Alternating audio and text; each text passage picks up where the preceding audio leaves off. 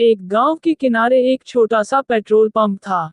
इस पंप पर रोज कई तरह के वाहन आते जाते थे, लेकिन सबसे ज्यादा ध्यान खींचता था गांव के हर मेहनती किसान का साथी ट्रैक्टर।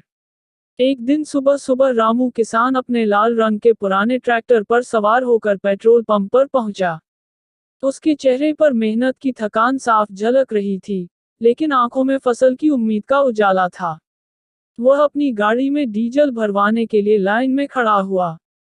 पेट्रोल पंप पर और भी लोग थे, कोई अपनी मोटरसाइकिल भरवा रहा था, तो कोई साइकिल पर बैठा धूप सेंक रहा था।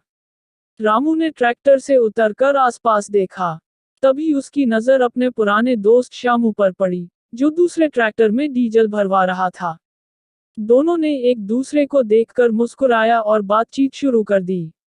श्यामू ने पूछा, क्यों रामू भाई, खेत में काम कैसा चल रहा है? रामू ने कहा, बस भाई, इस बार बारिश अच्छी हुई है।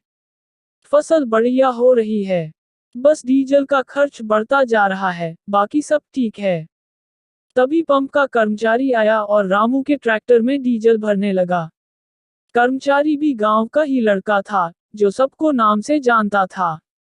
उसने हंसते हुए रामू से कहा, भैया, तुम्हारा ट्रैक्टर तो लगता है सबसे ज्यादा चलता है।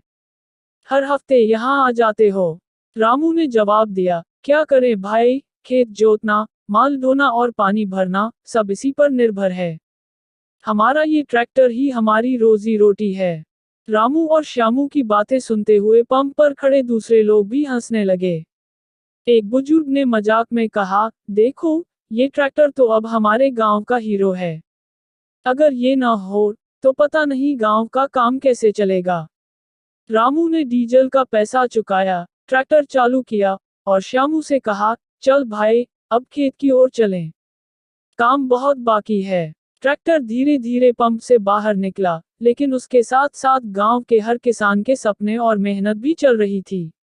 यह ट्रैक्टर सिर्फ एक वाहन नहीं, बल्कि हर किसान का साथी और उसकी मेहनत का प्रतीक था। यह कहानी दिखाती है कि कैसे एक साधारण ट्रैक्टर गांव के जीवन में इतनी बड़ी भूमिका निभाता है।